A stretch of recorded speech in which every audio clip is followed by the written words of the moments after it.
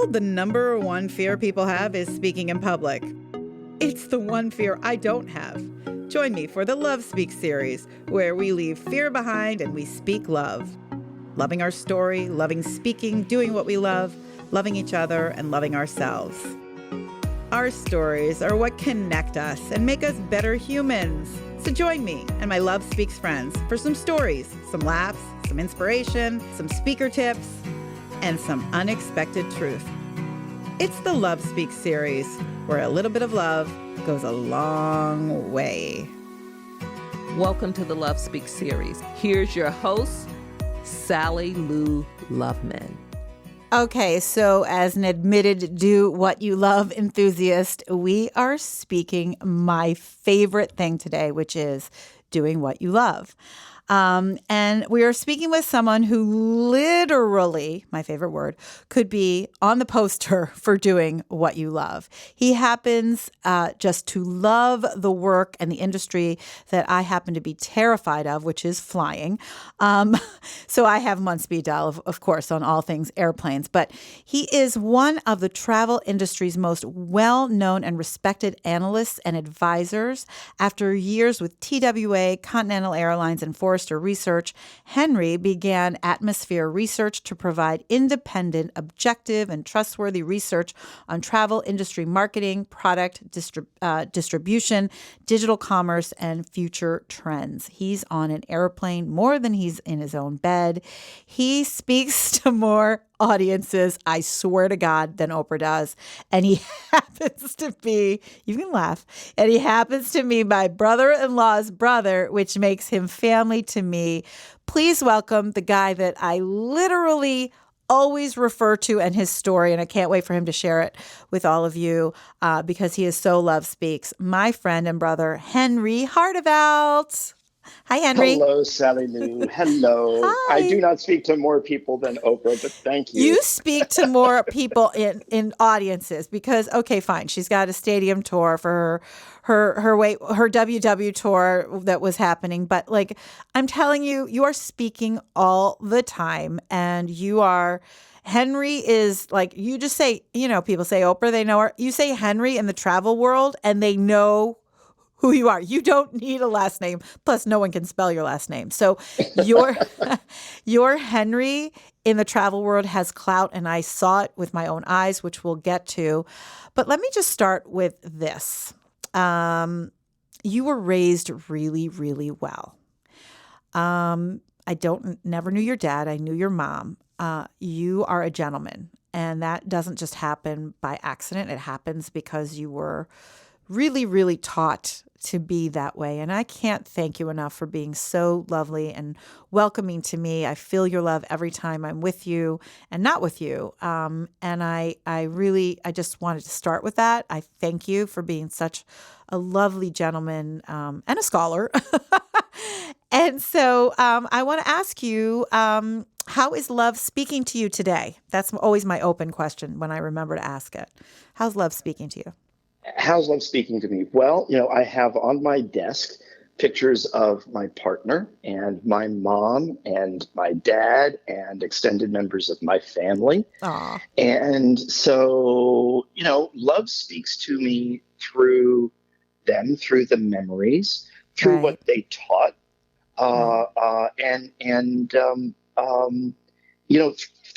through all that they gave me. I mean, importantly, starting with education, Right. and an understanding of manners.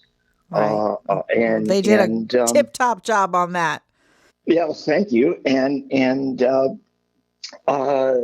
just never taking anything for granted. Right. I've been in your home because when I did an event for an airline and they put me at the Red Roof Inn in San Francisco, I called Henry because we were having dinner and his partner Dan, and then they picked me up. But unfortunately, I said, this suitcase is coming with me because I'm staying with you.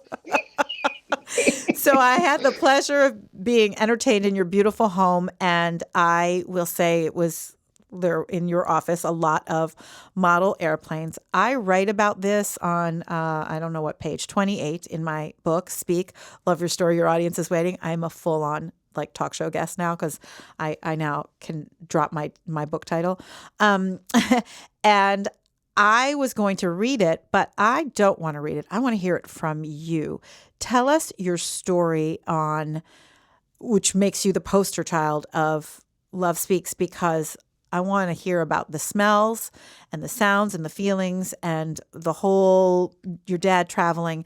Tell us what took you from your childhood to literally take your talent and your passion to become the world's most respected travel analyst. All right. So with hopefully not boring anybody. It's never boring. What I was told is that when I was a little boy, I mean, somewhere between a year and 2 years old, when someone would give me a crayon and a piece of paper to draw on, I would draw airplanes. Right. Now, neither of my parents ever worked in the airline business or in aviation. No one in my family ever did. So this is some fluke, or as my mother used to call it, a birth defect. And his mom is really funny, listeners. Sorry. Like every Jewish mother, she wanted me to grow up to be a doctor or a banker or, a lawyer or something. Right. But I grew up and I, just fascinated by airplanes and aviation. And look, when I was a little boy, airplanes and rockets were very much part of not just the present at the time, but the future. Right. And, there's a saying in the airline and aviation industries that a mile of road lets you drive a mile of runway can take you anywhere. Oh, yeah, and that's true. So the curiosity that I have about the world, plus just the fascination I had with airplanes, and as I grew older, an interest in advertising and other marketing related functions led me to a career in the airline industry. Right. I was lucky at business school. I was able to do a research project in New Orleans. I went to Tulane University School of Business. Yeah. We did the green wave. The green wave, right? And we did some market research with travelers. The airlines had been deregulated a few years before, so it was much more market based. And I was just lucky, and I got I grew up building model airplanes. At an age where most kids are reading Sports Illustrated or some were sneaking in copies of Playboy, I was reading Aviation Week and Flying Magazine. And because you're an aviation geek, which I learned. I was such a little nerd. I love nerds. I would go up and down, growing up in New York, I would go up and down Fifth Avenue and Madison Avenue where the airlines had their ticket offices and collect the timetables. Right. And I would build model airplanes and with my Legos model airports and things like that. Right. Anyway, all I can say is I am lucky enough that somehow I was able to turn my avocation into a vocation. Right. I started working at advertising for American Airlines and then TWA and then Continental, in different roles in marketing, what we call distribution and network planning, commercial roles like that. And, the hotel business, that's how I ended up in San Francisco running marketing for the Fairmont Hotel chain. Branding, I got to work on the United Airlines rebranding and some other travel products, an online travel company, and now 20 years as an industry analyst. It's amazing. I mean, truly. And you tell a story, I want you to tell it about smelling jet fuel and as a young boy. That I love that. So to most people, understandably so, jet fuel is repulsive. It's nasty. It's stinky. I would smell it as we were getting on or off airplanes or standing out at an observation deck at LaGuardia Airport or Kennedy Airport when my folks would take me out there. And, I just loved it. And if you talk to people, especially pilots or others, who work for an airline, they will tell you that there is just something energizing about it, because to some of us anyway, jet fuel is the smell of opportunity. It's the Exactly. smell of discovery Exactly. And and and curiosity. power. And power in terms of what it does for the airplane, yes. Yes. But, Yes. to me, it's also just magical to watch, these many 100-ton airplanes take off. And the fact that you can now fly nonstop halfway around the world from, New York to Singapore Right. and Australia to Dallas, Fort Worth, and all these ultra long routes. It's It's just amazing mind-boggling. to me. It literally Yeah. boggles the mind. I will say about the sense of smell. I always love, one of my favorite questions to ask someone is, what smell reminds you of your purpose? And I would imagine you would say jet fuel. For me, the smell of Oprah's hairspray and flat iron at 6:30 in the Hmm. morning when I used to walk up the stairs of, the studio, that was so powerful to me because it meant it was show day, which meant we were in the studio, which meant we would be transforming people's lives. So Right. that's power, that's curiosity, that's future, that's all of that. And I always love to ask people, and for anyone listening, to think about what that is. Like, what smell reminds you of your purpose? Because that's what really, literally, not, obviously I'm saying this, but fuels you to go out and do what you love, which is why I call you the poster of Love Speaks. But tell me about your dad. Like, he traveled so much.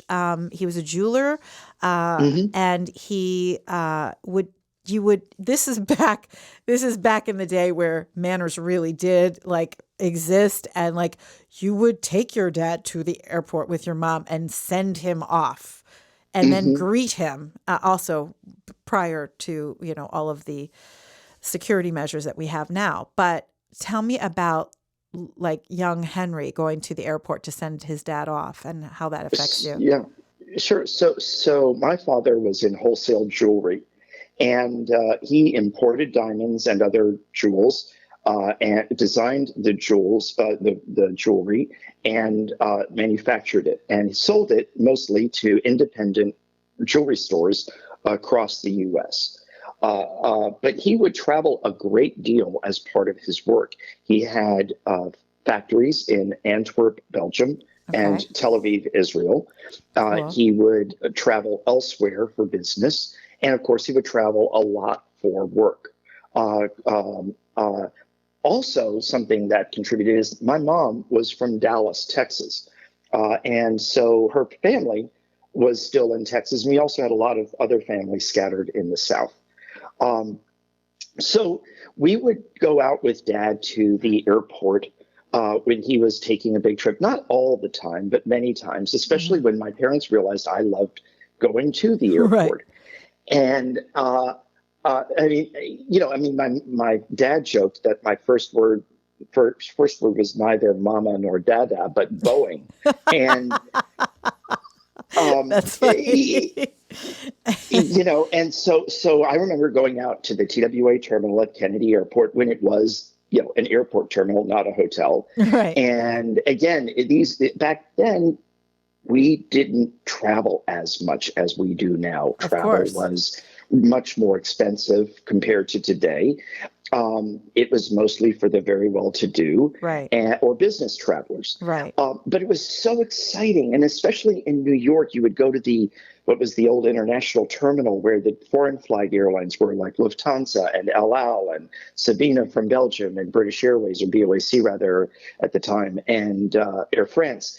And the whole world was there, and you were seeing the world coming and going in a very concentrated way.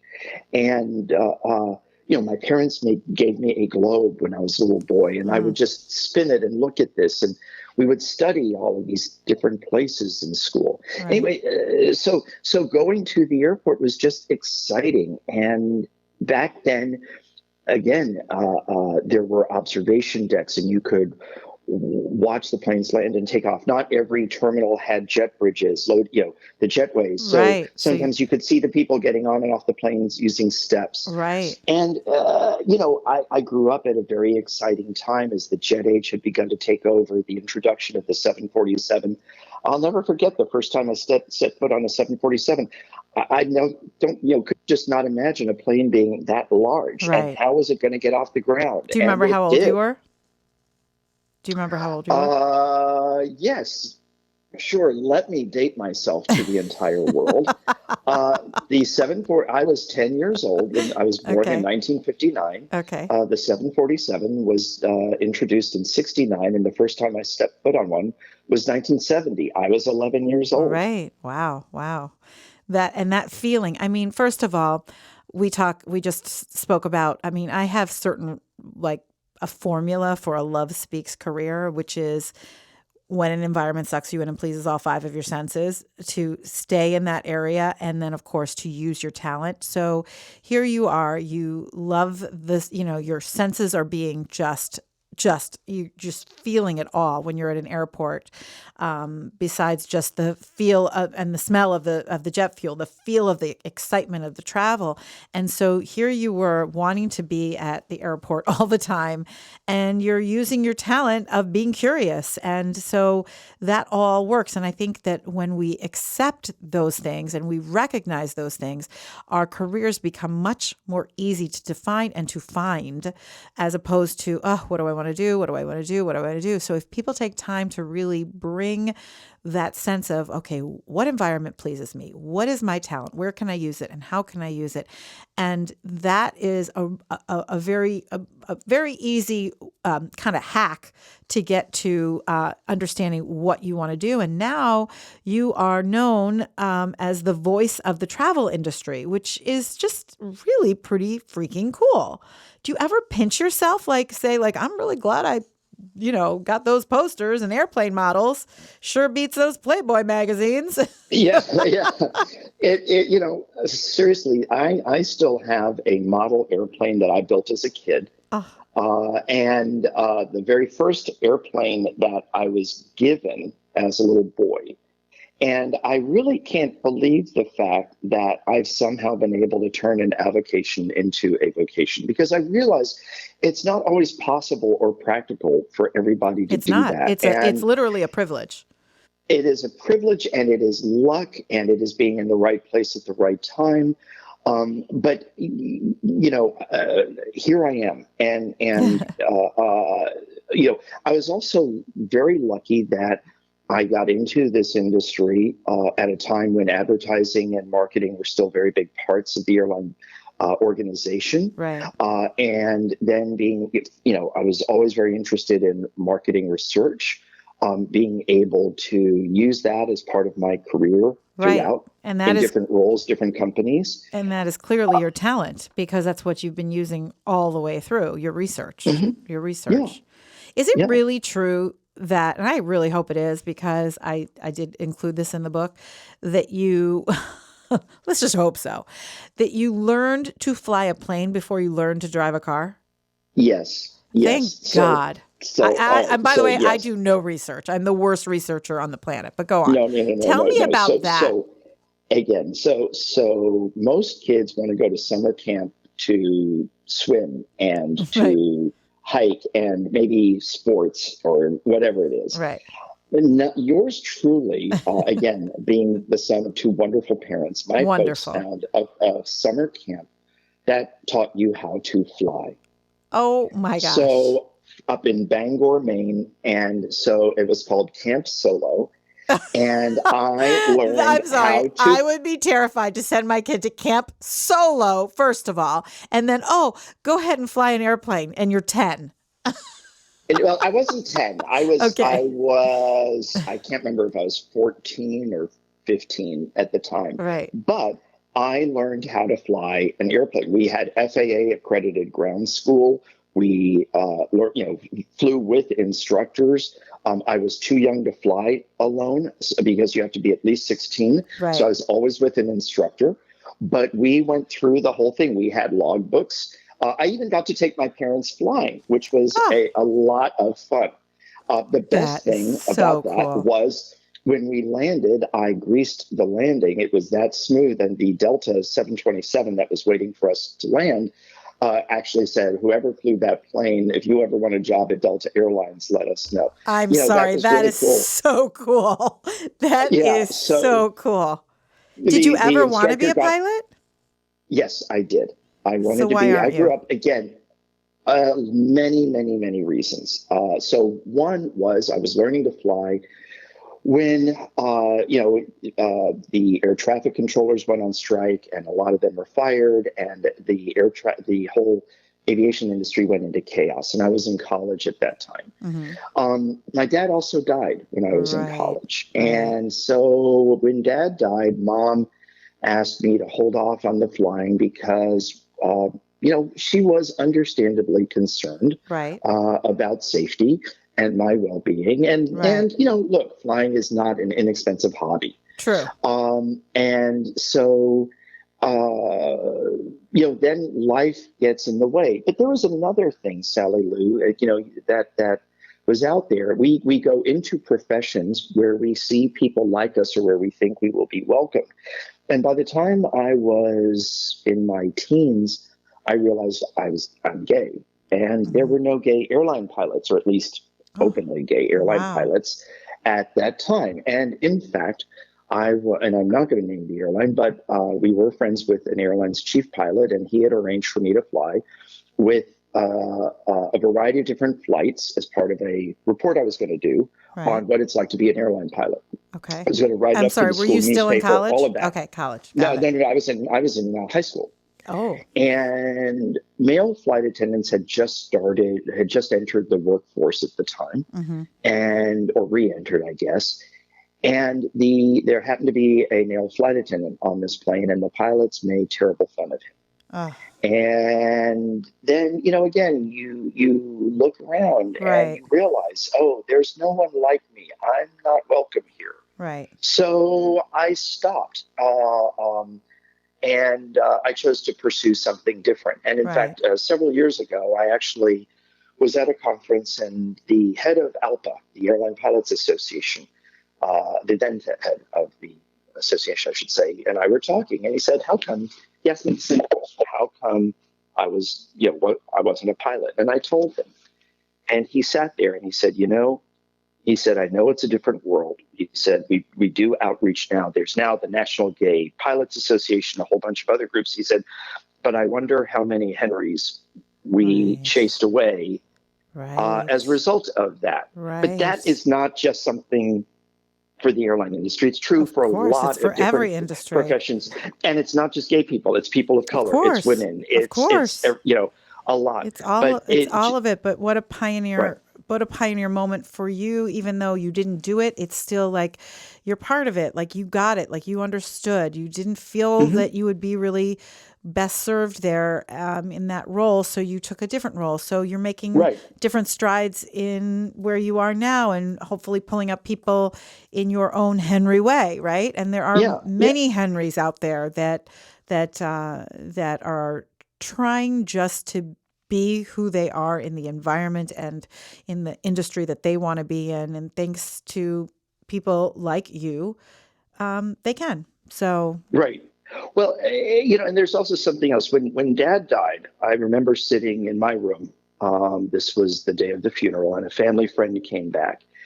And, he asked how I was doing. I was in college. I was a junior. And I said, one of the things I'm just trying to figure out now is what my future will be. Because the expectation had been that my brother and I would both, go into the family business at some point. right. And I said, going to work with Dad was always plan A. And he said, "I understand." He goes, "But plan A isn't available anymore. So let's talk about what plan B is going to be, because B becomes the new A." Yep. Back And up then he plan. pointed to my room, and he's like, "Look," he goes, "you don't have model diamonds around. You don't have sketches of jewelry you want to design. You've got airplanes." He goes, "This is your calling. This is really who you are." It truly He is. said, "Now," he said, "you can think about what you really want to do as opposed to what you think we're thinking you would have to do." Kind of a gift. Wow. I mean, gosh, do you think if your father was still alive, I mean, we would always want that, right? But it is an interesting way to think. Like maybe you would be in the jewelry business and you wouldn't be doing what you're doing, but you'd be kicking ass, obviously. But it's whatever. The point is that if that's the beautiful gift you can receive from a loss that you certainly weren't prepared for, that happened too soon, then that's the story I like telling and listening. I think the fact that Dad always loved TWA, and the fact that I got to work for TWA for several years, and frankly was lucky enough to fly to so many of the places that we flew, and especially in Europe, right? That he'd be really happy about that and proud. Yes. Probably wouldn't be so thrilled that I was going to St. Louis all the time, but the trips to Paris and London and Zurich and Madrid and everything, I think he would have liked that. Yeah. Well, what is the number one thing travelers should know in this world in 2020? What is what are some Henry tips that you can give people listening that we know the basics. We know like the 311 thing of security and all of TSA and all that. But like what? All right.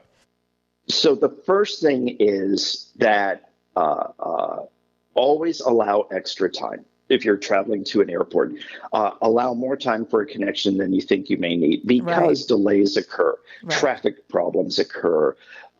There's a longer line than you think at security. There's fewer screening agents, whatever. You want to get something to eat and the line is longer. No one has ever said, oh gosh, I'm really mad I had the extra 15 minutes because I'm not sweating now. Exactly. And airports are literal cities. Like you can go to church, you can get your hair done, you can get your manicure done. There's a lot you can do. Right. So the other thing is prepare for the unexpected. Yes. Just again, goes to not only allowing time, but whether it's weather or something else. Another thing is be open to conversation. Most of my travel is for business and I have a lot of work to do. But there are times where you are sitting next to someone really interesting and you end up having a really pleasant conversation. Yes. And, that's worthwhile as well. I make airplane friends all the time because when I'm in my purpose, I'm not scared. So if I'm talking to someone and listening to their story, I'm much happier. And so I love that. I also love the unexpected, which I do a whole unexpected workshop on speaking. There's one unexpected thing I don't like, and that is turbulence. Tell us about turbulence. Can you tell us about turbulence? What is it?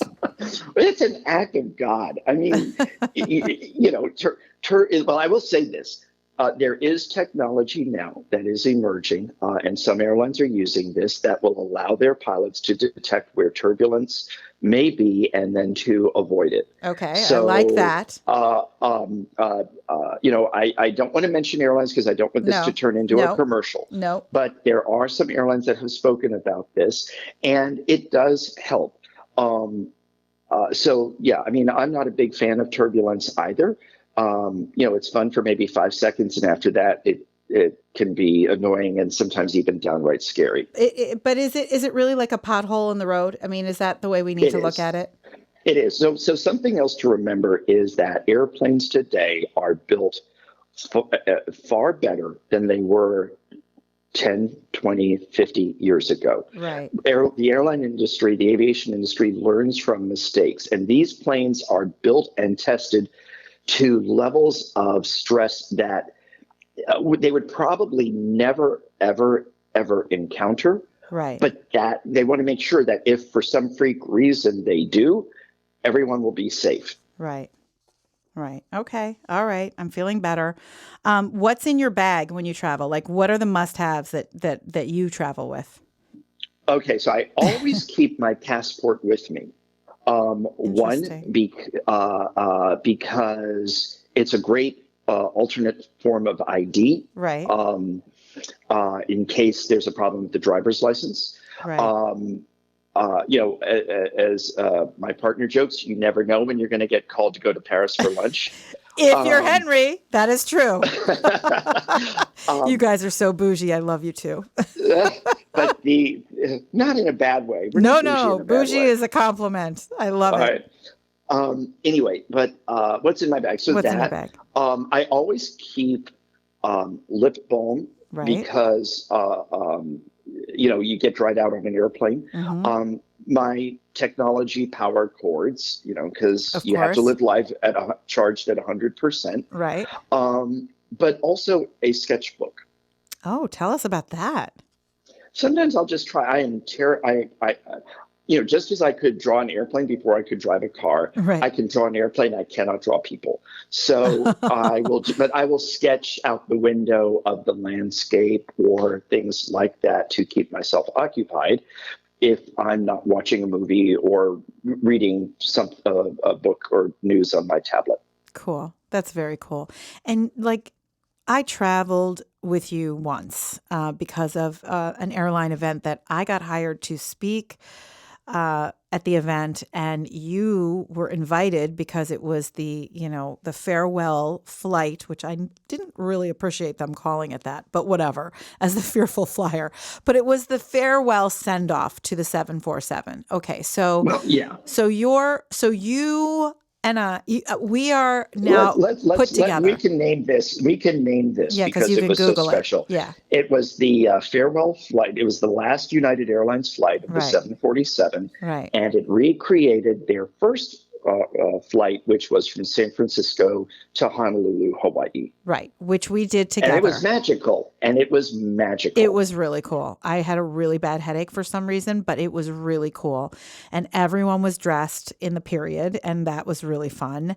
And if you were invited to be on that plane, you were very special. But there was no one like you. I watched people. I mean, I just happened to be invited to do this through my connections of the wonderful team there at United, that all roads lead to Oprah, because the chief storyteller, Dana, is a former Oprah Winfrey Show producer.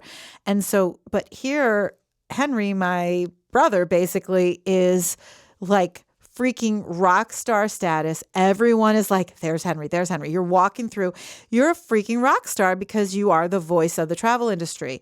And I met your friends who were all so much fun, and then we had dinner and I listened to you all speaking to each other. It was a language I did not understand because evidently it's aviation and I don't get it, but it doesn't matter because there was so much love there that I understood that there was love.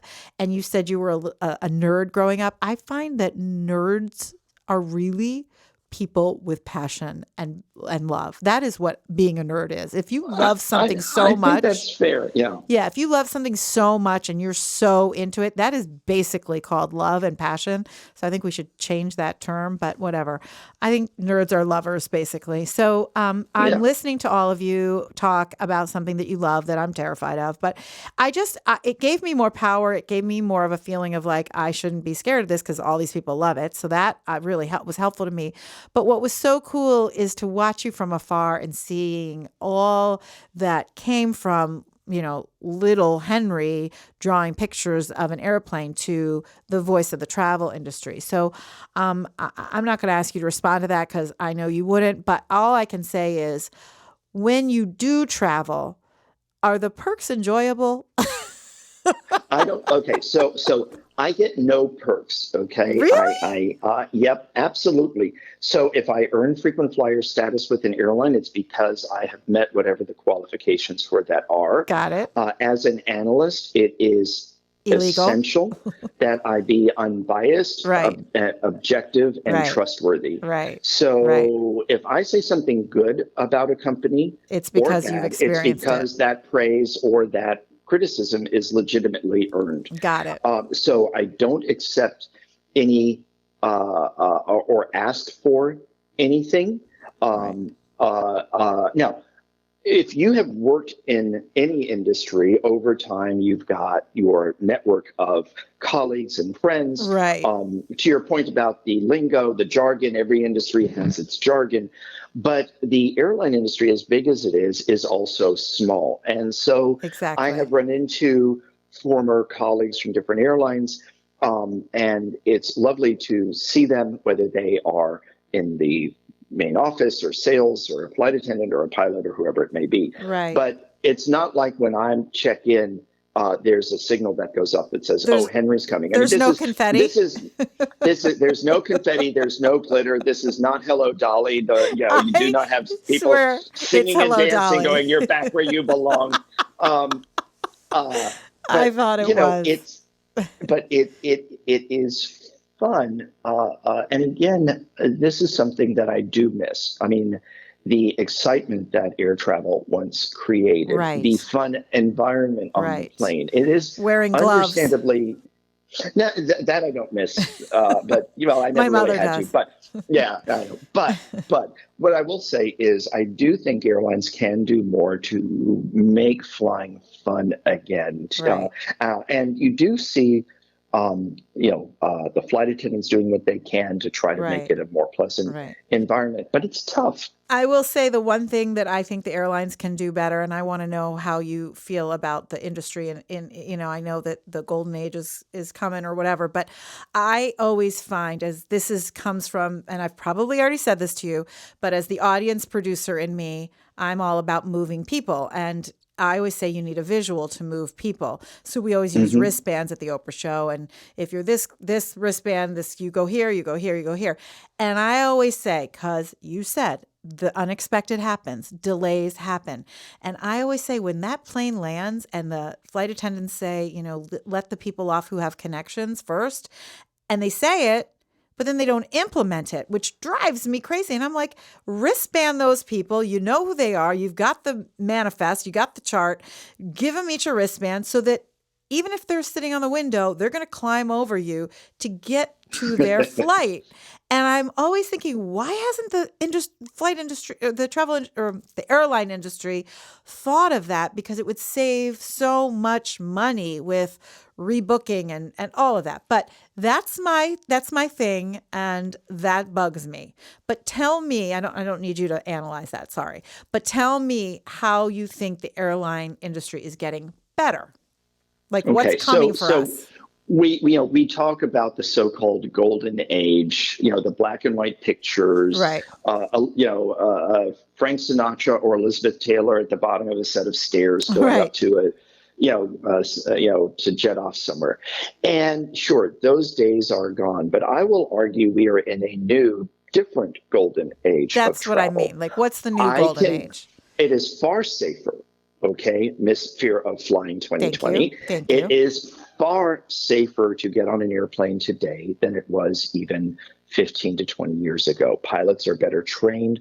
The avionics are better. The engines are better. Everything from that standpoint is generally much, much safer and more reliable. Okay, that makes me good. Feel good. You can get to where you are going more often than not on the same airline and with far fewer connections than when I worked in the airline business, even just 20 years ago. Right. I can now fly nonstop from San Francisco to Singapore, to Dubai, to all the major European capitals. To so many places. I don't have to go to LA or to New York or somewhere else for that. And so it is far more convenient, and more planes have in-flight connectivity. More seats are getting power. You have audio and video entertainment available either to stream or watch on demand. So from that standpoint, it's good. Now, is what's not so good? The legroom in coach. It sucks. Okay. Well, I was going to ask you if you do fly coach, but I didn't want to be rude. Oh no! Trust me, I spent more time in seat 99Z than seat 1A. And your brother might not. Get off. Yeah. That's a shout out to Rob. Yeah. But what I think the airlines have lost is a focus on the customer. Companies like Amazon will always ask, what does a decision mean to the customer? Sometimes that answer is going to be good. Sometimes that answer is not going to be so positive. Airlines need to do that. They need to start and saying, what are we going to do for the customer with this fare, with this ticketing policy, with this decision to remove a row of seats or take a restroom off the plane or whatever it might be. And more importantly, people just want to be heard. We know this from Oprah. It's what she taught me, what she Yep. taught the world.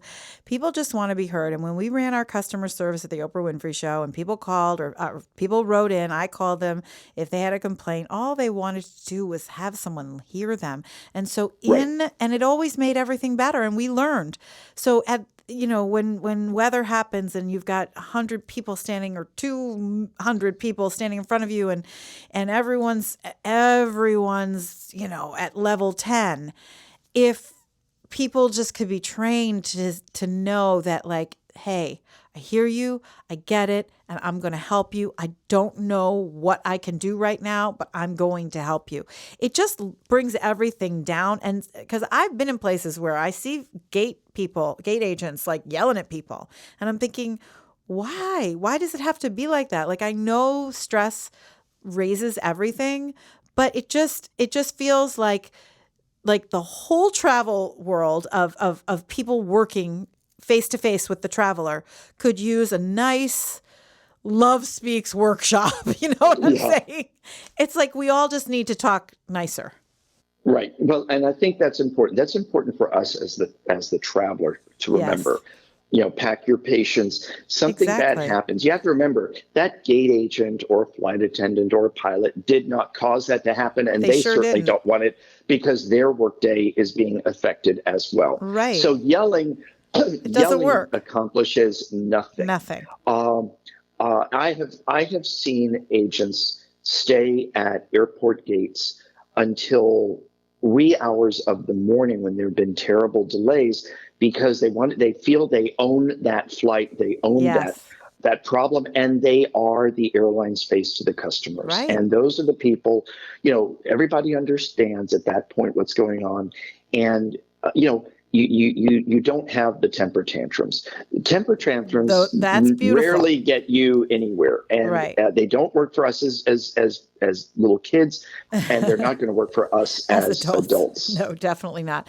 I see them. It's unfortunate. I always want to just say let's everybody breathe, but then of course nobody would want to hear that. But I just feel like the travel industry is just at such a level of hysteria when the unexpected happens, like weather and delays. And it's like a mass group mentality. And sometimes it's the travelers that are rude. That's more the case than the gate agents.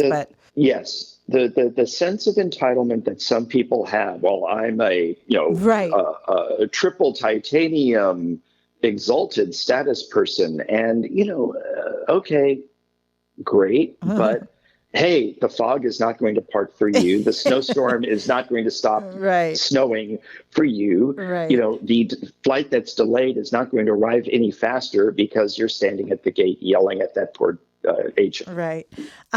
Okay, so do you even know how many miles you have flown in your lifetime? Could you even More than 5 million. More than 5 million. That is so cool. How many days of the week are you in flight, would you say? Well, my business travel tends to be concentrated in periods. And there are times where I have been away for almost for 80 or more days at a time. And so you're just going from place to place and hotel to hotel? Yeah, I mean, I might come home for a night or two or perhaps a few days. But then I'm away. And so, for example, between September 1st and December 31st of 2019, I made 3 trips to Europe and 1 to Asia, along with a bunch of domestic flights. And I'm not saying that to brag. No. I'm just saying that is part of what I do. When you are an analyst covering the travel industry, you have to travel. Right. One of the greatest things I met was someone who worked for an aircraft manufacturer. She did market research for them. She was afraid to fly. Mm-hmm. Oh. And, I said, you do know what your employer makes. And she laughed. And she goes, yeah, but she said, I love to do market research. And she said, this is a global company. It's based in my hometown.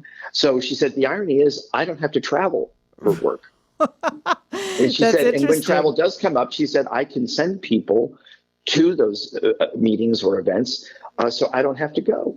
Well, she worked it out. She worked it She out. sounds like my kind of girl. I love. She's great. I would find anything. I have a neighbor who's a flight attendant for American. Her name's Colette, and I think she's the most kick-ass person. And every time I see her wheel her little suitcase out, I'm like, "Where are you going? Where are you going?" I'm obsessed with her career because it would be terrifying to me. But in the same time, I look at her and I'm like, good for you. You figured it out. And she is working and she's seen the world and she loves it. And to me, I think it's super cool. Can you even tell me your favorite airline? You probably can't, right? Because you're an analyst. I don't want to say it just because I don't want to. That makes sense. Yeah, endorse stupid something. question. As I tell everybody, no, not a stupid question at all. As I like to say, I love all my children equally, except the ones I'm angry with. Okay. But, you need a dog. Yeah. You need a dog because you'll never be angry. Okay, so maybe you won't be able to answer this question either because they are your babies. Favorite airplane? Oh, there's no question. The 747.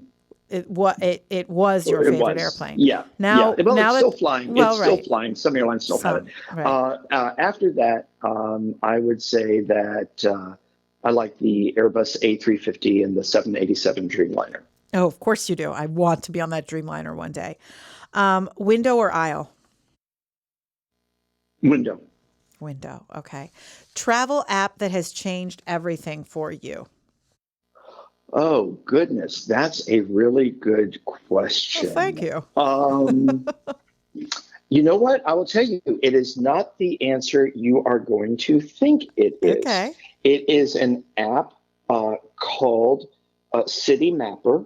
Okay. CITYMAPPER. Okay. And the reason it changed it, it's about helping you navigate a city and transit. And it will tell you if you're taking a subway or metro, here's the exit you want, stand at this end of the platform, or, because when you're boarding the train or whatever, or things like that. So I love City Mapper. Cool. Okay. City Mapper. That's good to know. Okay. TSA pre or clear? I actually have both. I have both. So which do you use more? Well, I use them in conjunction. So Clear helps me save time waiting in line, and TSA PreCheck gets me through security faster. I so don't understand. Please explain. I don't use Clear, so I don't know. All right. So Clear, it uses our biometrics to validate who we are. Okay. And then because you have been validated, they are able to escort you to the screening officer at the head of the line. Clear has basically done his or her job for them. And so then they take you, whether it's standard or TSA PreCheck security. I see. Okay. Best day of the week to travel? Oh, wow. Another good question. I like flying on Saturdays. Oh. Everything is just a little bit more laid back. Cool. The airports are slightly less crowded. Yeah, because it's that in-between day. It's a Saturday. It's a little bit more chill. So there's no business travel, but there's also not people. No. There's a lot of business travel. There's just less of it. Okay. But there's a lot more leisure travel. Now, there also are fewer flights. But if I don't mind traveling really Tuesdays, Wednesdays, Thursdays, or Saturdays. Mondays, Fridays, and Sundays are just grueling. They're just grueling. Say that one more time. Mondays, Fridays, and Sundays. And Sundays, yeah. Those are the peak business travel days. Grueling. I know you've traveled the world. I want to know your favorite destination and the destination you haven't been yet that's on top of your list. Well, I mean, it's like they say in the movies, Paris is always a good idea. It is. So I just adore Paris. I would also put up there Sydney, Australia, Tel Aviv, Israel, Petra. You're literally naming my cities. I've not been to Tel Aviv. I've not been to Israel. Cape Town. But wait, are you telling me that you've been to all of these? Yeah. Okay, got it. Okay, but I will also add that my favorite destination is home. Oh, it's just the place I have not been to yet that I really, really want to go is Antarctica. Cool. Of course, because if you have 5 million air I don't have travel them. I've spent miles, a lot of them. I've given them a whatever, lot of those you've away. earned Yeah. them. You have the 5 million miles. Of course, your top place you want to go is Antarctica. Antarctica is never going to be on my list. I'm just trying to get like But they have penguins. Tokyo on my list. But I have Tel Aviv first. But of course, I would. I mean, who wouldn't want to go to Antarctica? But because you've traveled to so many places, the coolest part is that can be your next destination. Yeah. So yeah. cool. And I'd like to go to India. I've never been to India. Oh, and, interesting. And I've just always been fascinated with the culture and the food and the architecture in India. You need to do that. India's got to be. I would do. I feel like that should be next for you. How do you use your story to help others? I listen to what they tell me, Yeah. and I just try to craft my response based on what they've said and my own experiences. And what you know. Right. And what I know. Keyword listen. Yes. And where I can, if I can't help them, I try to connect people with someone in my network who possibly may be able to assist. Yeah. You're so good at that. I know your mom recently passed, and I know how close you were with her. I like to use present tense because you are still close to her, and that will never change. What were the lessons that she taught you that you bring into your life, and your dad too, that are embedded in you, that you use in your daily life or in your career? Love, Yeah. honesty, trust, diligence. Mm-hmm. I'm just trying to think, what else did she teach me? Humor. Kindness, humor. Actually, both of them, humor. Well, your dad was funny too. Very funny. Funny. Be passionate. If you believe in it, then believe in it 100%. Do what you're passionate about. They clearly hammered that in.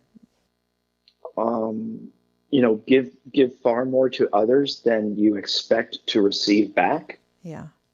And do it because you want to, not out of a sense of getting something back. Right. And I see that in you so strongly. I see it in your brother, who happens to be married to my husband's sister, which is how we are connected. And so they have 3 children who are your niece and nephews, and who are my niece and nephews. And I always say, and I see all those traits running through them big time. And I always say that there's this Harteveldt humor that I see in you, I see in Michael, I see in Ryan, I see in your brother Rob, I see in Lauren. And it's a very funny, very dry, witty humor that you all have. And so that must come from somewhere. It must come from your mom. And now I hear your dad. So I think that that's so cool to see. How does being an uncle, what does that mean to you? Oh, I mean, it's wonderful. I mean, my brother and sister-in-law have done such a great job with their children. They are smart. They are good. They are passionate. They are involved. They are curious. Yeah. They are polite and respectful. They're funny. They are 3 of my favorite humans. They each have very different talents. Yeah. Very different. And so it's fun. But the best part is I get to get them all wound up or feed them full of, chocolate and caffeine and then drop them off and hi. Exactly. Rob and Christy, they're your problem now. Bye. They're your problem. Bye. Well, I think the sense of family that you have is innate. It is in you. It is who you are. It is beautiful. I am so privileged and lucky to call you family. So I thank you for that. Family is something, thank you. I mean, family is something that actually not just my parents instilled the importance of family in my brother and in me, but I know what you're going to say. Our grandparents. Yes, Lulu. Our grandparents. Talk to me about Lulu. Well, just all of our, I mean, we're a small family. We didn't, neither of my parents had many siblings. It's just my brother and me. So family is perhaps far more important to us than it may be Yeah. to some others. Yeah. But You don't take it for granted. No, no. Right. When your dad dies and you're in college, Yeah. you realize how precious and important Right. family is, and how fragile Right. it is, and that has shaped me enormously. Enormously. I see that. And let's end on something funny about your mom. Yes. What was that? Tell us the story about her cooking experience. Oh dear God. My mother was many, many, many, many wonderful things, but a cook she was not. I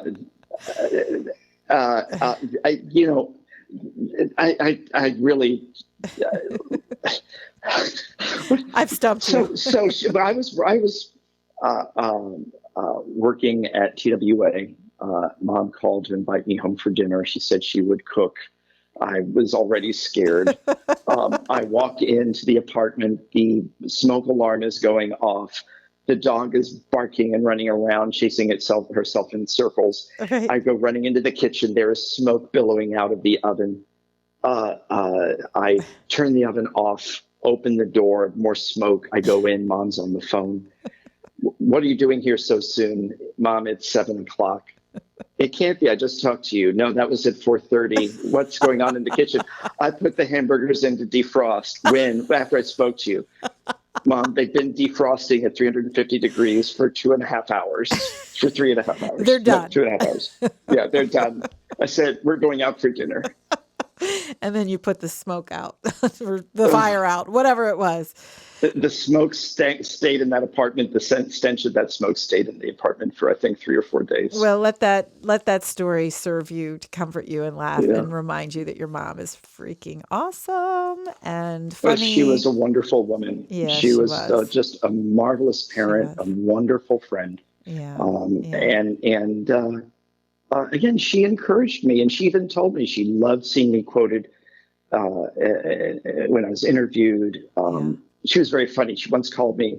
She said, "Did you know you were on CNBC?" I said, "Well, I was there, so yeah." I love that. That's hysterical. Like, you are Henry. You are living that life.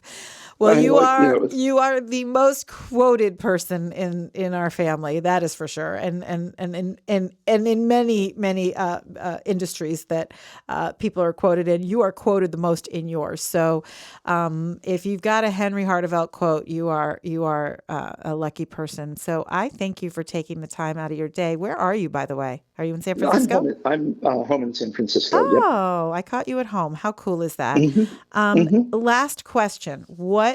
Besides where we can find you, where can we find you on social?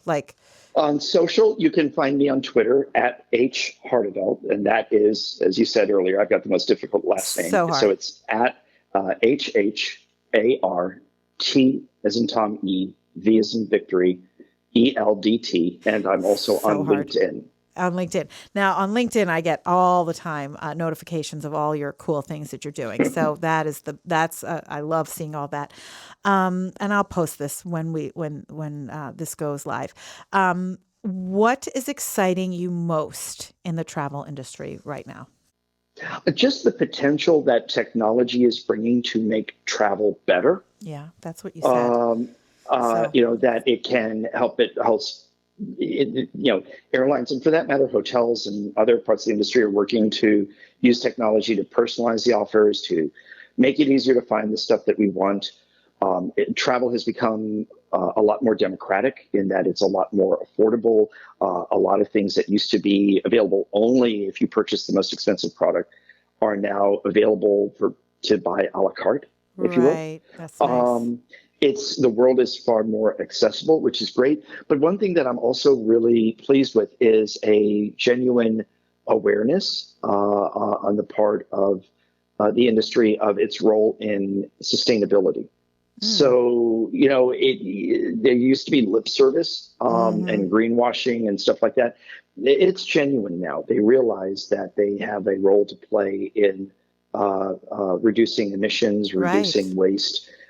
Things like that. And there's a long way to go, but everything starts at the somewhere. beginning. Right. somewhere. Right. Well, it's good to know that it's happening, because you think about all those planes in the sky and you think, how is it not possible that we have global warming and all these things that we're fighting? So, yeah, it's a start. Yeah. But, in fairness, the airplanes that we have now are far more fuel efficient. Right. And reduce far fewer emissions than they once did. So again, a long way to go to make things better, but we're starting that progress. Starting somewhere is always the best way to start the momentum of what we really all want. So that is good news to hear. Thank you for sharing that tidbit with us. Thank you for sharing all the travel advice that you have. I'm going to go on my next flight, which will be in a few days, and I'm not going to be as fearful, and I'm going to talk to the person next to me, because I do that anyway.